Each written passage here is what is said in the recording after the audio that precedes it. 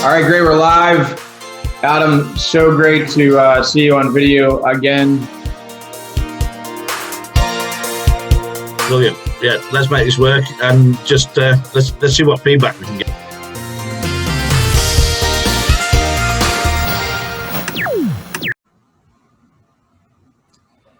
Welcome to episode 9 of Turf Tech Live. I'm brilliantly represented here by Adam Sedgwick and also joined by Scott MacCallum from Turf Matters. If you're like me from the United States, Turf Matters doesn't really seem like it matters. No, just kidding.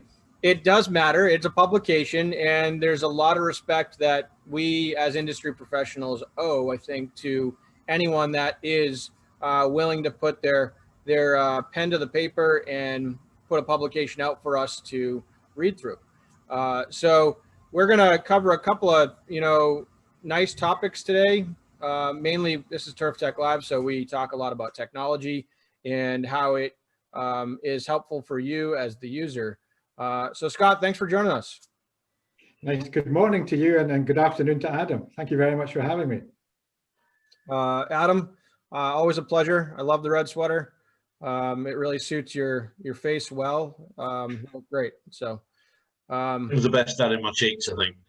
But no, Scott, thanks for joining us sort of at the last minute today, to be perfectly honest.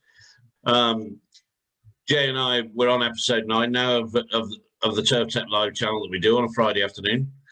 And it was nice to have a slightly different approach today. We've interviewed several turf professionals from different aspects of the turf industry on many subjects, mental health, robotic mowers, staff retention, that sort of thing. So it's nice now to bring someone in from the media and have a look at the media field, what's happening in your industry, a little about you, and what you give back to the industry that we all love working in. Yeah, right on. So, well, we're going to get it going.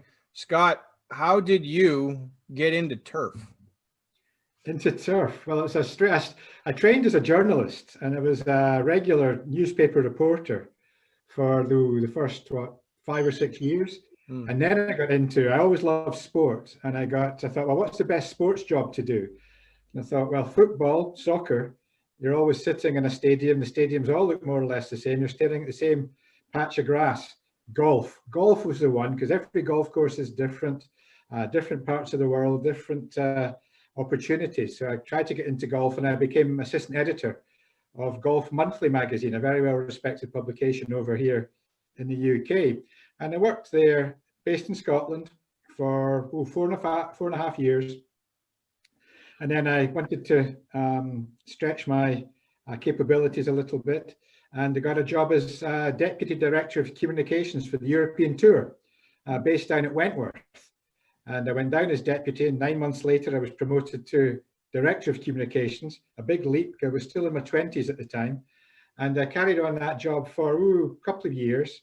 And then I think they thought that maybe they'd taken someone a little bit too far for the experience levels that he had. So I was jettisoned. So then I moved on to another publication, Today's Golfer magazine, another mainstream golf magazine. Yeah. And then from there, the job that I was probably in for longest, 17 years as editor of the bigger magazine, Greenkeeper International. And I did that until 2012. And then I branched off onto my own, creating Turf Matters as a publication. I think I felt that job-wise, there was no job for me. I was so specialized by that time that I needed to create my own job to give myself a focus in life. So I started Turf Matters and felt, no, if I just restricted it to golf, I'm limiting myself. So let's just look at all sport, sports turf. So the magazine goes to all the major head groundsmen, superintendents at golf clubs, football grounds, soccer grounds, rugby grounds, cricket grounds, race courses, goes to a lot of the schools, the independent schools who have a lot of money to spend on equipment and are wonderful groundsmen in their own right, and taking it from there. So it's been a circuitous route. I spent some time living on an island off the west coast of Scotland. I just recently moved back to the mainland. I live in the middle of the UK, in the Scottish borders, beside a very fine golf course, which I've only just joined, called the Roxborough. and enjoying life at the moment, Jason. So that's a small potted history of how I managed to come to where I am at the moment. That's a brilliant history, and I'm sorry that I haven't met you sooner. So, And likewise, Jason. Likewise. I'm very excited and honored to be in the presence of someone like yourself, and it's really great. Adam speaks very highly of you, so I'm very lucky. So you've been in publication, I guess, long enough. You're almost your entire life, and I guess most of it's been in turfgrass, or some type of field management, sports management, and so you've seen technology grow and grow and grow. So I guess if we back up, gosh, it seems like when I say 10 years, it doesn't seem like that long. So we'll say 20 years. So 20 years ago, technology certainly didn't have the place that it does now. So in your opinion, how fast and or slow has technology been accepted by this industry as a whole? It's funny, actually, because I started in this sector of the industry probably about 25 years ago. And at that point, you think, wow, how technologically savvy are the people around at the moment? And we're 25 years on from that. So I remember I visited the States a few years ago and went to Disney and had the carousel of progress.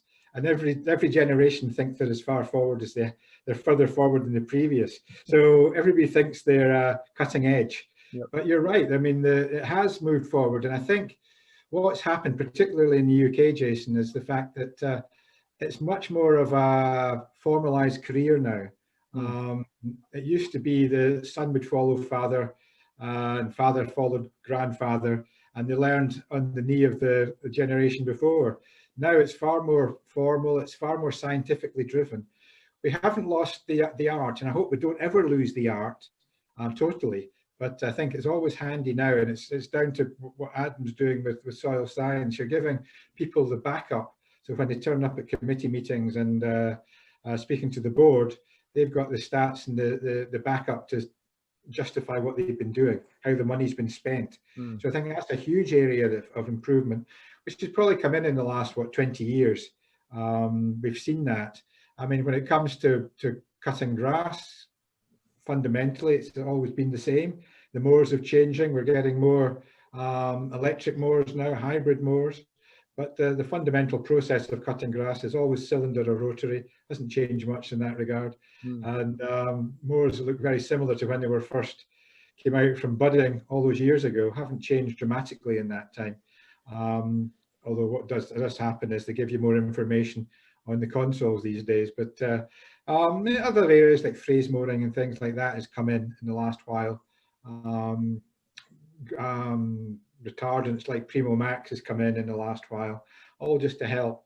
And I think one of the areas, particularly in golf, that you see the difference, if you watch the old Shell Wonderful World of Golf programs with the head-to-head matches with the legends, how hard they were striking the ball in the greens.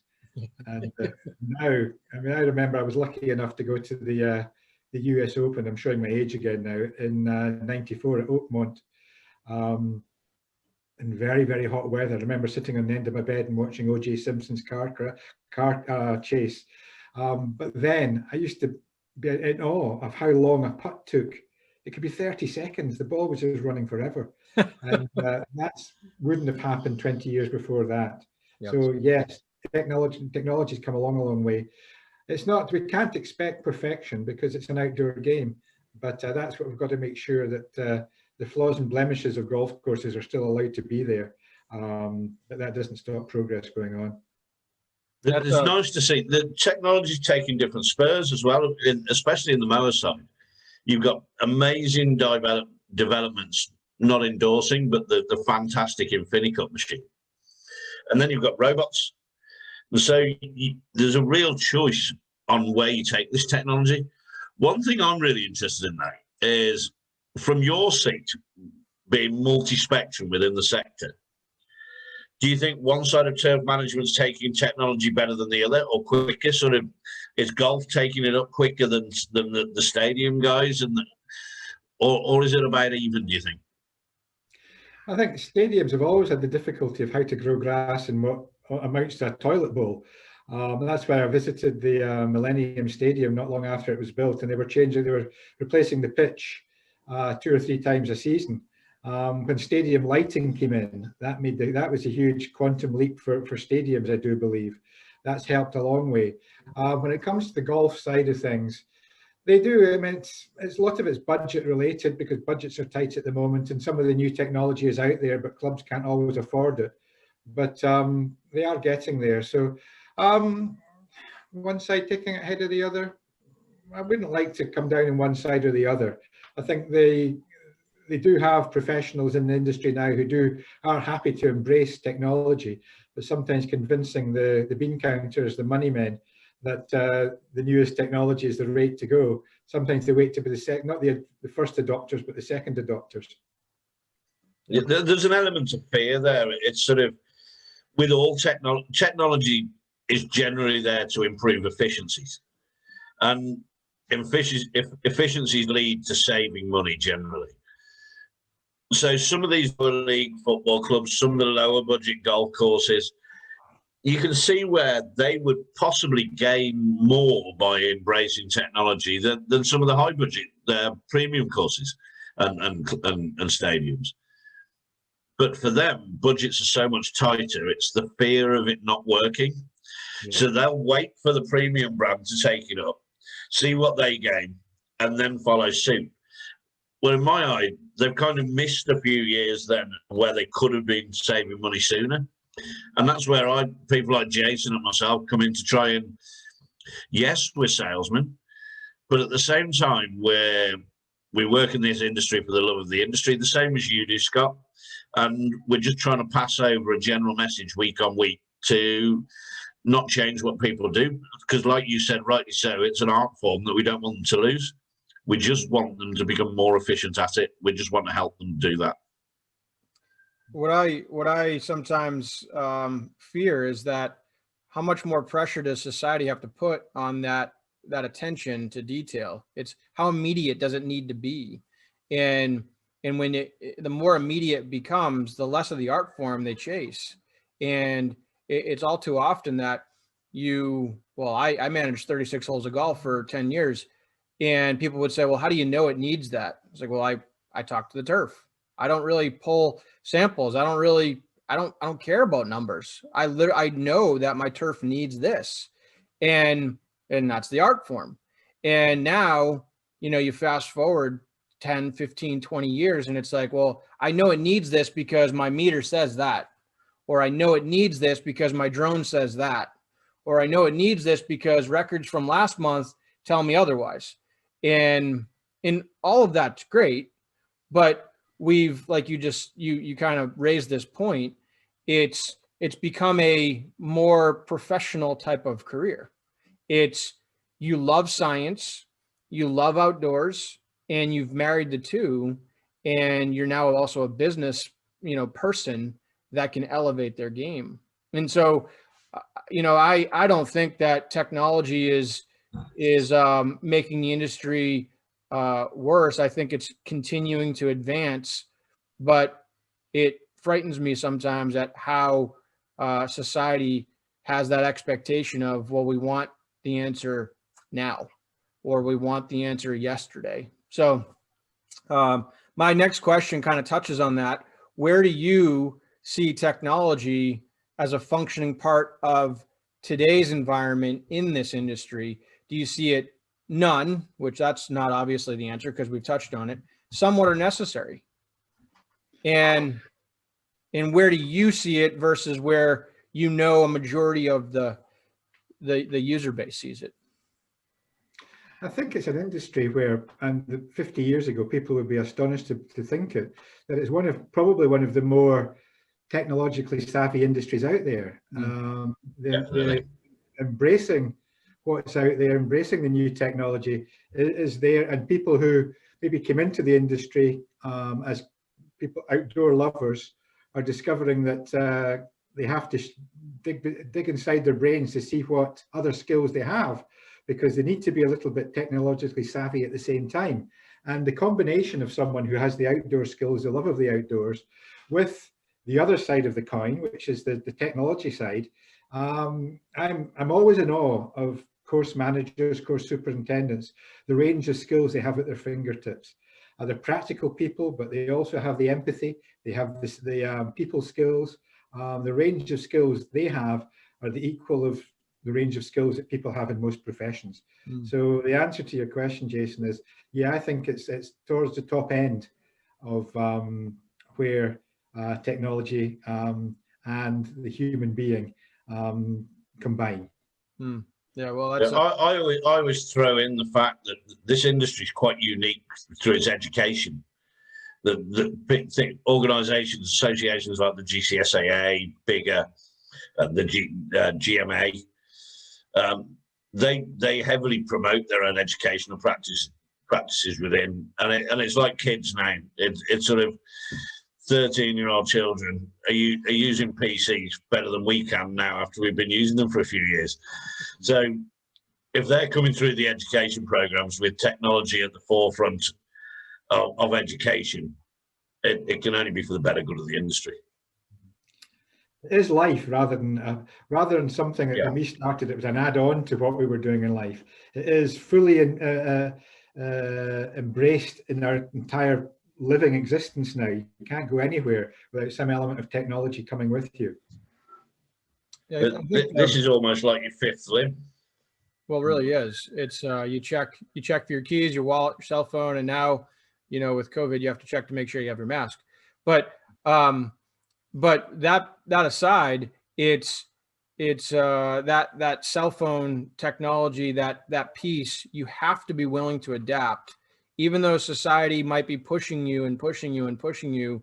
You almost have to adapt, because if you don't, you're going to get left behind. And I think the key phrase on a lot of what we're talking about is efficiency, and making it uber efficient so that you as a human being can function. You know, it's not too often that I turn my phone off or I put it on silent, but when I do, I feel a sense of not peace, but I feel almost anxious. I feel like, oh my gosh, what am I missing out on? So I think if we parlay that over into the turf industry or the sports turf industry, it's, hey, hang on a second. It's the fear of missing out. I want to have a soil sensor. I want to have a drone. I want to have some type of software so I can keep track of things and be able to report this data overall. So because of that fear of missing out, moving into, you know, my last question, and I think it's kind of a fun one. As a publication, what types of marketing and advertisements are you typically seeing?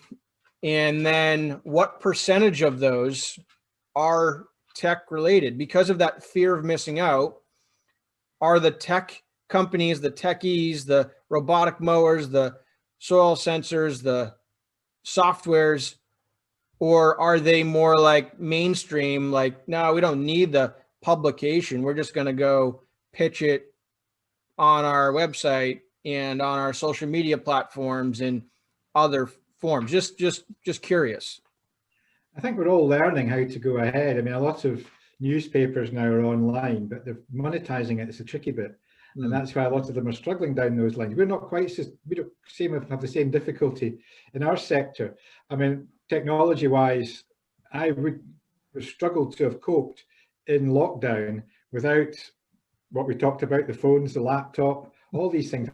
We're talking across the Atlantic at the moment. We're talking to each other, which would never have happened before. My designer of the magazine lives in another part of the country. My sales team live in another part of the country. We rarely meet up. But what we have to do, and what we have here at Turf Matters, we have not just we have the hard copy, which comes out 6 times a year. We have our digital platforms as well, which are so important.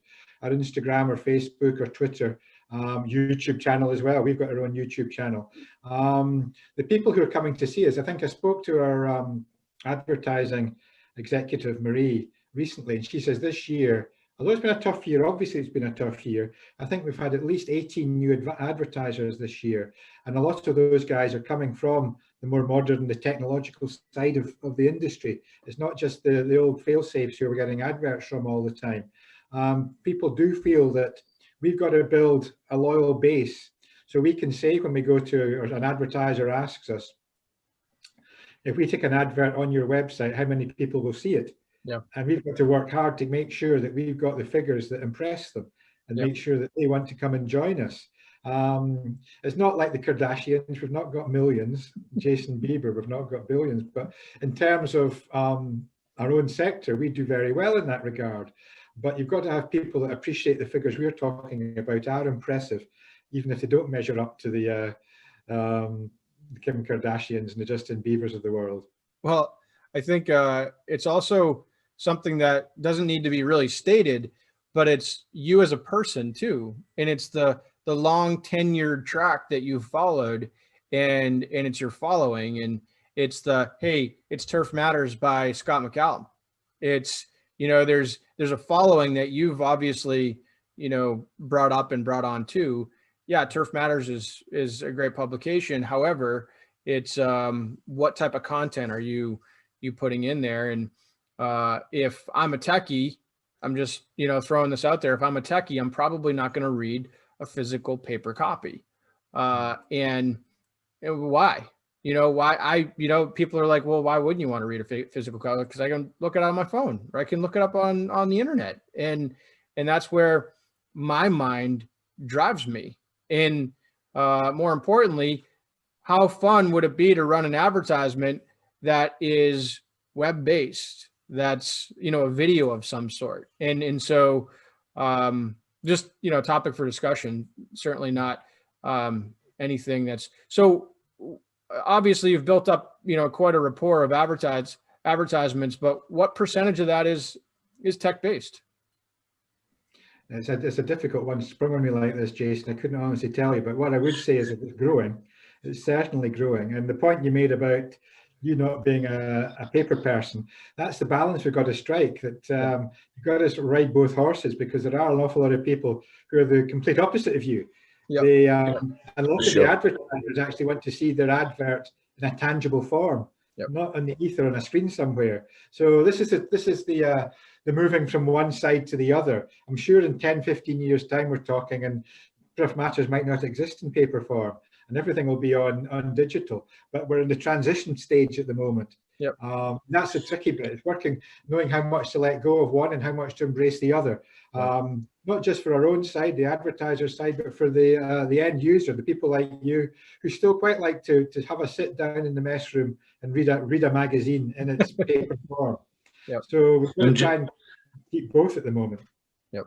And just for the guys in the USA that'll see this, Turf Matters is a magazine. From me reading, I know I advertise and we do a little bit together, Scott, in there with Soil Scout.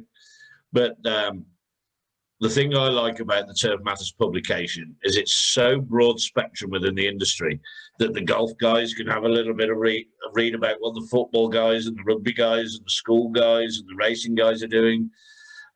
It's such a mixture of, it's a really fine line balance that works so well between editorial, advertorial, and advertisement.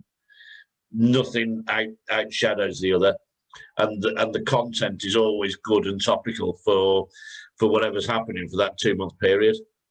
But no, thank you for joining us, Scott. It's been really enjoyable. I think we've had a good round robin this afternoon. I've enjoyed it. I've certainly enjoyed it. Enjoyed meeting you, Jason. I hope we will meet in the flesh at some stage, not too far down maybe be another little while before we're allowed out to the same extent as we were this time last year. But and I'm sure we'll meet up fairly soon, Adam, as well. So good luck to everyone. We sure will. Adam, there's not a lot of flesh. There's not a lot of flesh of Jason's to meet, to be honest. He's only about 4'6". Adam did invite me to. He's going to put me up in a hotel, and I'm going to come out to Bigga and for the first time ever. So. I might get a game of golf at Adam knows the golf club I'm a member of, and I know he hits it an awful lot further than I do, but maybe we could get a nice 3-ball going. Sometimes I don't trust his scorecards, because sometimes he'll send me a picture, he's got a 96, and then the next day is a 68. I'm like, are you playing the front nine or back nine? Are you playing the whole course? I don't really know what it's all about, but at any rate, pleasure to chat with you today, Scott, and Adam, a pleasure of always. And yeah, I hope you guys enjoy your weekend. So, fantastic. Bye. Cheers, everyone.